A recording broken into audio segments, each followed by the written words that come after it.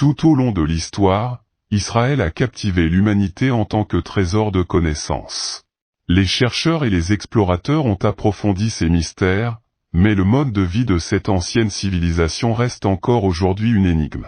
Récemment en Égypte, une découverte passionnante a été découverte dans le cimetière de Saqqara, un temple funéraire de la reine Ni, situé près de la pyramide de son époux, le pharaon Thé, qui a régné entre 2323 avenue et 2291 avant JC. Le temple est fait de pierre et possède des entrepôts en briques crues où étaient conservées les offrandes en l'honneur de la reine Ni et du pharaon Thé. Des fosses funéraires ont également été découvertes à proximité de la pyramide avec les restes de personnes des 18e et 19e dynasties. Dans l'une des fosses, un rouleau de 13 mètres avec le chapitre 17 du livre des morts, un ancien manuel sur l'au-delà, a été trouvé. De plus, des masques funéraires, un sanctuaire dédié à Anubis et des statues de ce dieu ont été découverts. Des jeux anciens ont également été retrouvés, probablement destinés aux défunts dans l'au-delà. Les chercheurs étudient le chapitre 17 nouvellement découvert pour voir s'il suit le même format de questions et réponses que les autres copies du livre des morts. En 2013, des archéologues français et égyptiens ont fait une découverte importante dans une grotte de Wadi el-Jarf, un ancien port de la mer Rouge. Ils ont trouvé des centaines de fragments de papyrus inscrits, qui se sont avérés être les plus anciens trouvés en Égypte. Pierre Tallet et Grégory Marouard, égyptologues, ont publié leur découverte en 2014. Les papyrus comprenaient un document datant de la 27e année du règne du pharaon Khéops, qui détaillait la construction de la grande pyramide de Gizeh. Le document, rédigé en hiéroglyphes par Méa, un inspecteur, datait de plus de 4500 ans.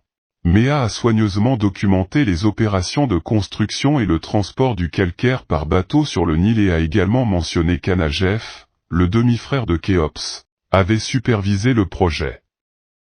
D'autres documents détaillent des projets tels que la construction d'un port en mer Méditerranée. Ces papyrus sont une preuve solide que la construction des pyramides a été l'œuvre d'humains et non d'extraterrestres. Lors de fouilles à Luxor entre 1997 et 2012, des preuves de la peste de Cyprien, une ancienne pandémie qui a touché l'Empire romain au IIIe siècle après JC, ont été trouvées. Cette découverte comprenait des poteries et d'autres artefacts qui coïncidaient avec l'épidémie de peste à cette période. La pandémie, du nom de l'évêque Saint Cyprien, a été documentée dans les documents historiques et a causé un grand nombre de décès à Rome entre 250 et 266 après JC. Cette découverte a non seulement mis en lumière l'histoire, mais a également stimulé la recherche sur les maladies infectieuses, telles que les fièvres hémorragiques comme Ebola, contribuant ainsi au progrès médical. Ces découvertes, ainsi que les textes égyptiens anciens, ont eu un impact profond sur l'éducation et la science tout au long de l'histoire, démontrant comment la connaissance des civilisations passées continue d'influencer notre monde d'aujourd'hui. Dans un cimetière de la ville historique de Philadelphie, en Égypte, des archéologues ont mis au jour d'anciennes momies. Philadelphie est née à l'époque ptolémaïque, lorsque l'Égypte était sous le règne de la dynastie des pharaons descendants de l'un des généraux d'Alexandre le Grand. Malgré les changements de pouvoir, la ville continue de prospérer. Des fouilles récentes au cimetière de Philadelphie ont révélé 2 portraits de momies complètement intacts, ainsi que d'autres partiellement complets et incomplets. Ces portraits étaient coûteux et réalistes, ce qui indique que les personnes enterrées ici appartenaient probablement à la haute bourgeoisie ou à l'élite de l'époque. Ils ont été créés par des artistes d'Alexandrie. Cette découverte met en évidence les similitudes et les expériences partagées au fil du temps, nous reliant à nos anciens ancêtres. L'une des découvertes les plus remarquables est une boîte ancienne vieille de plus de 3500 ans. Un jour, un groupe de scientifiques explorait cette zone à la recherche d'objets archéologiques qui leur permettraient de découvrir quelque chose de surprenant et d'unique. Au début, ils pensaient qu'il s'agissait d'un gros rocher, mais après l'avoir nettoyé, il s'est avéré qu'il s'agissait d'une ancienne boîte archéologique contenant divers objets et artefacts. Comme vous pouvez le constater, à l'intérieur de la boîte se trouvaient des antiquités et de vieux outils ménagers. Cette découverte a étonné les scientifiques car elle était considérée comme l'une des découvertes fortuites les plus importantes. Une autre découverte fascinante a été un tunnel d'une longueur de 4300 pieds. De nombreux scientifiques pensent que ce tunnel pourrait mener au tombeau perdu de la reine Cléopâtre. De plus, sa conception unique a suscité la peur et l'étonnement parmi ceux qui ont tenté de l'explorer. Aujourd'hui encore, les scientifiques continuent d'enquêter à l'intérieur de ce tunnel dans l'espoir de découvrir de nouveaux secrets. Enfin, une équipe de chercheurs espagnols est arrivée en Égypte dans le but de mettre au jour des objets archéologiques anciens. Leurs travaux les ont conduits à la découverte d'un ancien cimetière classé comme le plus ancien du monde. On dit que l'entrée de ce cimetière était alignée avec les rayons du soleil, les faisant briller à son entrée. De plus, une représentation du dieu An a été trouvée à cet endroit, et on pense que l'orientation des rayons du soleil vers le couloir de la tombe symbolisait le passage facile vers l'au-delà. Enfin, nous avons la statue de la reine Néfertiti, dont le nom signifie « la beauté est venue ». Elle était l'épouse du célèbre pharaon Amenhotep IV, qui appartenait à la 18e dynastie. Toutankhamon la considérait comme l'une des femmes les plus puissantes de l'Égypte ancienne. Néfertiti a vécu peu de temps après la mort de son mari et Toutankhamon l'a aidée à devenir reine. Sous le règne de son mari, cette belle reine occupait un statut élevé. Cette statue de Néfertiti, vieille de plus de 3000 ans, aurait été préservée à un degré incomparable. La peinture de la statue a également perduré. La statue est encore dans son état d'origine, confirmant l'habileté des pharaons en matière de sculpture et de peinture au fil des années. Un phénomène particulier que l'on retrouve dans la plupart des statues est le nez cassé, le sphinx étant l'un des exemples les plus remarquables. Dans l'ancienne civilisation pharaonique, il était fréquent que le nez de bon nombre de ces statues soit brisé ou détruit, pour des raisons encore inconnues. Certains pensent que cela pourrait être dû au fait que le nez était la partie la plus vulnérable et la plus facilement endommagée par les voleurs et les pilleurs entrant en Égypte. Au cours de certaines invasions au cours de cette période, il a été avancé que le nez était considéré comme la source d'oxygène qui assure la vie du corps humain. On croyait donc autrefois que l'esprit du pharaon habitait la statue qui avait été sculptée pour lui. En conséquence, les pharaons tentaient souvent de détruire le nez de la statue pour empêcher l'esprit du pharaon de revenir et de revivre sa vie dans la statue. En 2020, une découverte a suscité la curiosité et l'admiration de nombreux chercheurs. Un groupe de cercueils colorés a été retrouvé. On dit que chaque cercueil avait une couleur différente et que cette couleur représentait quelque chose de spécifique. Certains propriétaires de ces cercueils voulaient que leurs cercueils montrent leur véritable image. Ils ont donc choisi de les colorer de cette façon. Cette découverte est devenue l'une des découvertes les plus merveilleuses qui a attiré de nombreux touristes de différents pays. Dans une tombe située dans le désert, à environ 30 km au sud du Caire, un groupe de scientifiques a découvert une centaine de cercueils et environ 14 statues en or dans le désert du Sahara. Certains de ces cercueils contenaient même les corps des pharaons, ce qui en fait une découverte importante qui a aidé les scientifiques. En 1922, un groupe de chercheurs a réussi à obtenir de nombreuses réponses aux questions qu'ils se posaient sur un instrument de musique ayant appartenu au pharaon Toutankhamon, connu sous le nom de trompette. Ces instruments de musique étaient utilisés lors de certaines cérémonies et étaient en bois, en argent, en cuivre ou, parfois, en bronze. Cela démontre l'habileté des anciens pharaons dans la musique et la fabrication d'instruments de musique encore utilisés aujourd'hui. Aujourd'hui, une découverte révolutionnaire a été faite, une ville qui a été célébrée comme l'une des découvertes les plus remarquables de l'Égypte au siècle dernier. Cette découverte promet d'apporter un nouvel éclairage sur l'Égypte ancienne et de révéler les secrets cachés de son passé. Alors, que révèle exactement cette découverte sur cette ancienne civilisation et quel mystère recèle-t-elle? Entrons dans les détails pour le découvrir. Graham Hancock, figure de proue dans le domaine de l'archéologie et de l'histoire, a apporté d'importantes contributions à notre compréhension des civilisations anciennes. Il a avancé un argument convaincant selon lequel une civilisation perdue a prospéré il y a environ 12 500 ans, pendant une période de changements climatiques mondiaux dramatiques après la période glaciaire. Ce changement climatique a eu de profonds effets sur la vie à travers la planète, et les survivants de cette époque tumultueuse se sont répandus à travers le monde, jetant les bases des générations humaines suivantes. Les théories de Hancock sur ces civilisations oubliées ont retenu l'attention, à tel point qu'elles ont été présentées dans une série Netflix animée par l'archéologue lui-même. Cette série en 8 épisodes emmène les téléspectateurs dans un voyage extraordinaire dans divers endroits exotiques du monde, notamment en Égypte, au Pérou et en Indonésie. Chemin faisant, Graham Hancock révèle les vestiges d'anciennes civilisations, depuis les villes enfouies dans le désert égyptien jusqu'au fascinant site de Göbekli Tepe en Turquie. Cette série établit un lien profond entre le passé et le présent, mettant en lumière les mystères persistants de l'histoire de notre monde. Le 5e épisode de la série, intitulé « Legacy of the Sage », constitue la pierre angulaire des théories de Graham Hancock sur les civilisations anciennes. Il aborde le site énigmatique de Göbekli Tepe en Turquie, qui se distingue comme étant nettement plus ancien que toute autre structure mégalithique connue dans le monde. Cet épisode met en lumière de nombreuses idées de Hancock, soulignant l'existence de civilisations avancées perdues dans l'histoire. Des civilisations qui semblent avoir réalisé des progrès notables avant leur temps. Un autre exemple convaincant d'une telle civilisation est la civilisation harapéenne, qui a prospéré dans la vallée de l'Indus. Les Harapéens ont laissé des preuves bien documentées de leur réalisation, notamment des exploits impressionnants tels que la plomberie intérieure et un système d'égouts sophistiqué. Ils ont également construit de grands bâtiments publics qui ressemblent à des salles de réunion ou même à des bâtiments du Sénat. Malgré ces avancées notables, les raisons de l'abandon de la civilisation restent un mystère, illustrant à quel point les civilisations anciennes nous laissent souvent plus de questions que de réponses.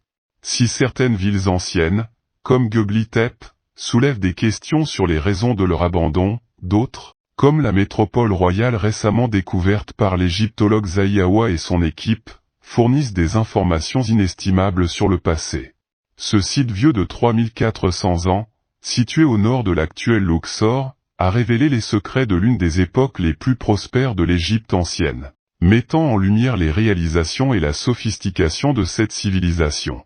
Les fouilles ont conduit à la découverte surprenante d'une ville exceptionnellement bien préservée, avec ses murs et ses pièces dans un état étonnamment bon, et contenant un grand nombre d'outils et d'objets du quotidien.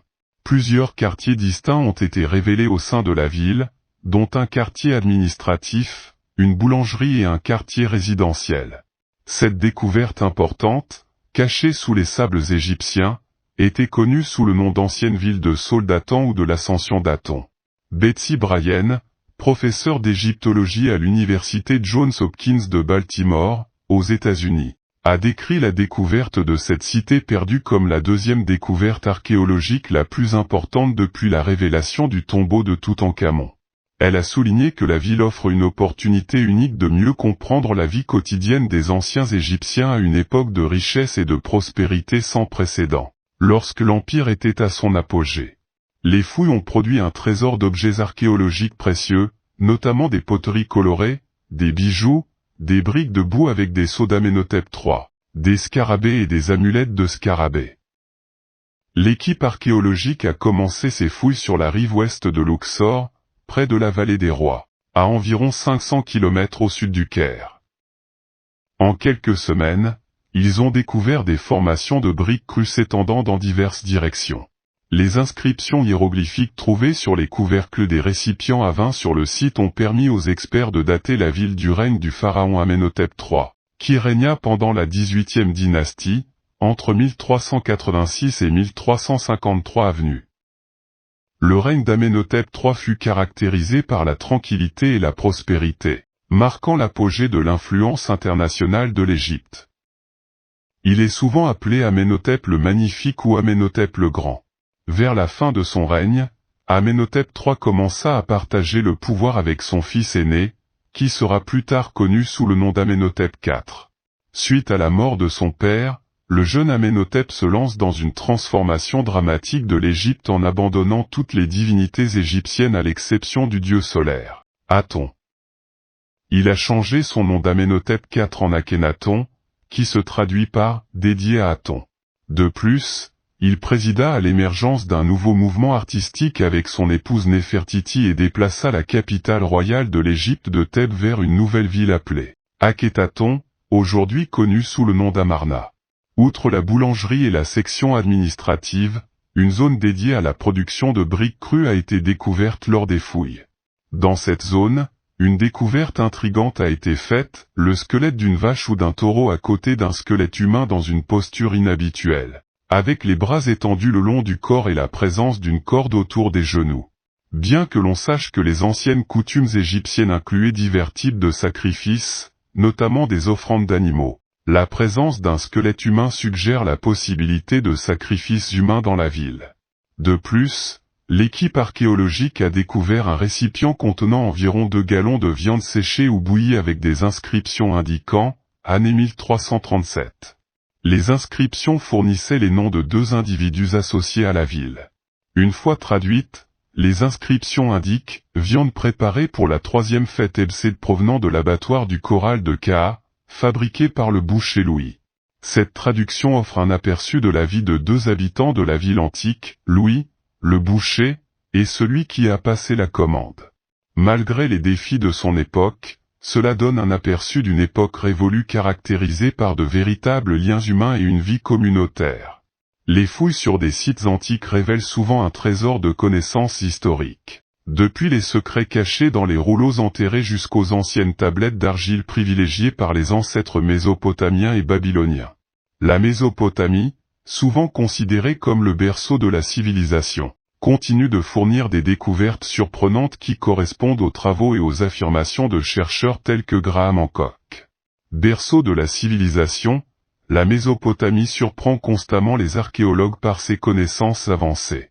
L'un de ces sites archéologiques est situé à Girsu, dans l'actuel centre-sud de l'Irak.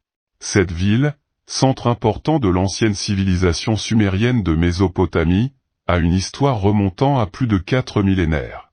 Malgré les défis, tels que les premières méthodes d'excavation causant des dégâts et les chasseurs de trésors recherchant des objets à vendre illégalement, les scientifiques ont fait d'importantes découvertes à Girsu au siècle dernier. L'une des découvertes notables est la stèle des vautours, un monument composé de dalles de pierre représentant diverses batailles et scènes religieuses. De plus, de récents efforts de fouilles ont révélé un palais construit en briques de terre crue qui aurait été la résidence principale de Ningirsu, la divinité associée à Girsu.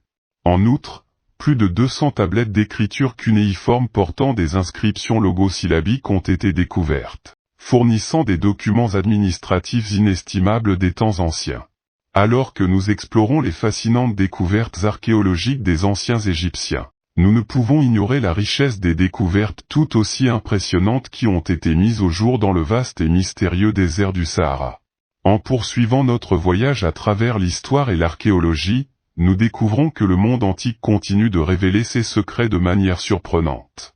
Le Sahara, qui couvre une grande partie de l'Afrique du Nord, y compris le Maroc, est le désert le plus connu au monde. Mais que savez-vous réellement de ce célèbre décor? Le Sahara abrite une faune variée qui a évolué pour survivre dans l'un des environnements les plus difficiles de la planète. Les animaux du désert comprennent les guépards, les gazelles, les autruches, les renards fennecs et les lézards, ainsi que les chameaux et les chèvres.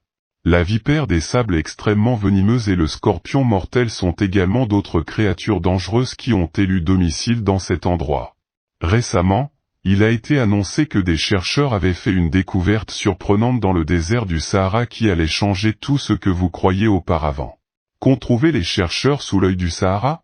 Le Sahara, le plus grand désert chaud de la planète et le 3e en termes de superficie, s'étend sur environ 3,6 millions de kilomètres carrés, occupant près d'un tiers du continent africain. Entouré par l'océan Atlantique, la mer Rouge, la mer Méditerranée et la savane sahélienne, le Sahara s'étend sur 10 pays et sur le Sahara occidental. Le désert est connu pour ses champs de dunes de sable, mais il abrite également d'autres terrains et une diversité de vie. La région a révélé des artefacts anciens qui témoignent d'une histoire plus prospère dans le passé. L'exploration archéologique au Sahara a révélé d'importantes découvertes, telles que les ruines de la citadelle Garamante en Libye, construite par l'ancien peuple Garamante qui comptait sur des tunnels souterrains pour son eau. Bien que le Sahara ait été le théâtre de mystères et de disparitions au fil des siècles, les avancées technologiques actuelles nous ont permis de révéler davantage d'informations sur son passé. Le Sahara a également été touché au fil du temps par des impacts de météorites, laissant des cratères et générant des feuilles de verre vert. Le cratère Camille en Égypte et les météorites dispersées dans le désert sont des exemples de ces collisions cosmiques. Le verre vert extraterrestre provenant de ces impacts a été utilisé dans des objets anciens, comme un plastron dans la tombe de Toutankhamon. Bien qu'il y ait encore beaucoup à découvrir au Sahara, les progrès technologiques et l'intérêt pour son histoire continuent de mettre en lumière cette énigmatique région désertique. Le Sahara n'a pas toujours été un désert, car les limites des zones sableuses ont changé au fil des millions d'années en raison du changement climatique. Les scientifiques étudient l'histoire du Sahara et ont découvert des traces d'un ancien fleuve creusé dans un canyon sous-marin au large des côtes de la Mauritanie. Cela indique que le plus grand bassin hydrographique du monde trouve son origine dans le Sahara. Les sédiments fluviaux et les vestiges de ce fleuve confortent la théorie selon laquelle le Sahara avait autrefois une présence aquatique. Une étude récente révèle que le Sahara abritait autrefois d'énormes animaux marins, dont certains étaient des monstres aquatiques géants et terrifiants. Cette découverte, étayée par des preuves, montre que la voie maritime transsaharienne, une étendue d'eau préhistorique, a inondé des zones d'Afrique de l'Ouest il y a entre 100 et 50 millions d'années. Pendant 2 décennies, les scientifiques ont étudié les sols et les fossiles du Mali pour mieux comprendre son environnement préhistorique. Ils ont découvert qu'une ancienne étendue d'eau chaude et peu profonde abritait des serpents de mer de 12 mètres et des poissons-chats de 1,5 mètre. Le plus gros poisson-chat mesurant 160 cm. À cette époque, il y avait de nombreux grands prédateurs, tels que des crocodiles et des serpents géants, dans cette écologie préhistorique. Cette ancienne étendue d'eau, connue sous le nom de mer intérieure saharienne, reliait les régions qui constituent aujourd'hui l'Algérie et le Nigeria. L'isolement de ce plan d'eau aurait pu réduire la présence de prédateurs et assurer des ressources constantes, permettant à l'espèce de se propager de manière incontrôlable. Cet environnement isolé peut avoir favorisé la sélection pour le gigantisme chez les espèces aquatiques, similaire à ce qui a été observé sur les îles terrestres. Le Sahara a subi une transformation significative depuis cette époque de la vie aquatique. Dans le passé, le désert abritait des créatures géantes, telles que le Machimosaurus rex, un crocodile de 9 mètres de long, qui est le plus grand dinosaure carnivore découvert. Ce crocodile marin vivait dans un grand lagon qui s'étendait jusqu'à l'océan Téti, où il chassait des poissons et des tortues marines en utilisant son énorme tête et sa puissante force de morsure. Il est également possible qu'il se nourrisse des corps d'autres animaux géants qui vivaient dans cette zone. Des formes de vie aquatique sont découvertes dans le Sahara parce que le désert est si inhospitalier que les paléontologues peuvent se promener librement dans les lieux érodés sans obstacle. Le Spinosaurus est le plus grand dinosaure carnivore connu. Il vivait il y a environ 95 millions d'années et était plus grand que le T-Rex. Il possédait des adaptations uniques, comme une voile osseuse sur le dos, et est considéré comme le seul dinosaure semi-aquatique connu. Un autre groupe de fossiles découverts au Maroc a permis une étude plus complète du Spinosaurus, car les os de la découverte originale ont été détruits pendant la Seconde Guerre mondiale. Ses pattes longues et plates et ses narines hautes indiquent son adaptation à l'eau. La voile sur son dos devait être impressionnante pour les peuples anciens qui vivaient près des plans d'eau. Au Sahara, la plus grande sépulture humaine a été découverte sur le site de Gobro au Niger. Au cours de 2 années de fouilles, environ 200 squelettes ont été découverts, révélant 2 périodes d'occupation séparées de plus de 1000 ans. Les objets trouvés, tels que des pointes de flèches et des bijoux en os, indiquent que ces personnes chassaient probablement dans les plans d'eau voisins. Même si certaines sépultures étaient uniques, comme celle d'un homme assis sur des fragments de carapace de tortue, nous ignorons encore beaucoup de choses sur leur vie et leur mort. Il y a plus de 100 millions d'années, une explosion au Sahara a donné naissance à l'énigmatique « œil du Sahara ». Ce phénomène s'est formé lorsque la roche en fusion a provoqué l'effondrement du calcaire, formant une roche appelée brèche. Au fil du temps, l'érosion a complété le processus, créant l'œil du Sahara avec ses anneaux concentriques. Ce marqueur géologique se détache au milieu du désert de sable. L'œil du Sahara a donné naissance à des théories intrigantes, comme la possibilité qu'il s'agisse du site de la légendaire Atlantide, une civilisation décrite par Platon. Les similitudes entre la structure de l'œil du Sahara et les descriptions épiques de l'Atlantide ont suscité des spéculations. Selon le récit de l'Atlantide, cette civilisation avancée a connu une fin tragique en raison de son arrogance et de ses conflits avec les Athéniens. Au milieu des guerres et des catastrophes naturelles déclenchées par les dieux, l'Atlantide s'enfonça dans la mer et disparut à jamais. Ces découvertes au Sahara continuent d'interpeller les scientifiques et nous rappellent qu'il reste encore beaucoup à apprendre sur l'histoire et la géologie de cette vaste région désertique. L'œil du Sahara est un témoignage impressionnant d'événements géologiques passés et nous invite à réfléchir sur les mystères et les légendes qui existent encore dans l'humanité. L'œil du Sahara, visible depuis l'espace, ressemble à une grande cible et a commencé à émerger lorsque le supercontinent Pangée s'est brisé. Différents types de roches, tels que les carbonates et le basalte noir, sont incrustés dans l'œil, à l'instar des formations rocheuses d'Hawaï. Bien que les origines du Sahara y restent un mystère, sa présence dans le désert fascine aussi bien les scientifiques que les explorateurs. Platon a utilisé l'histoire de l'Atlantide comme une parabole pour transmettre ses idéologies, de la même manière que le film Avatar met en garde contre le racisme et la cupidité des entreprises.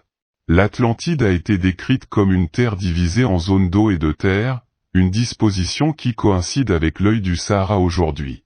Les montagnes adjacentes étaient considérées comme sacrées et symbolisaient le divin. Les rivières et les lignes d'eau qui traversent l'œil sont visibles sur les photographies satellites. Des artefacts anciens tels que des coques de navires, des planches de surf et des lances ont été découverts à l'intérieur et à l'extérieur de la structure Richa, dont on estime qu'ils datent de l'ère Atlante. Même si Solon et Platon étaient respectés pour leur intégrité, l'histoire de l'Atlantide a fait l'objet de controverses. Étonnamment, sur Wikipédia et d'autres sources, les pages liées à l'Atlantide, à l'œil, au roi Atlas et au dieu Poséidon sont bloquées. Cela soulève des questions sur l'omission de cette croyance généralement acceptée. Comme la ville de Troie, qui était considérée comme un mythe jusqu'à sa découverte. Il est nécessaire de considérer davantage d'évidence avant d'affirmer avec certitude que l'œil du Sahara est le site de l'Atlantide.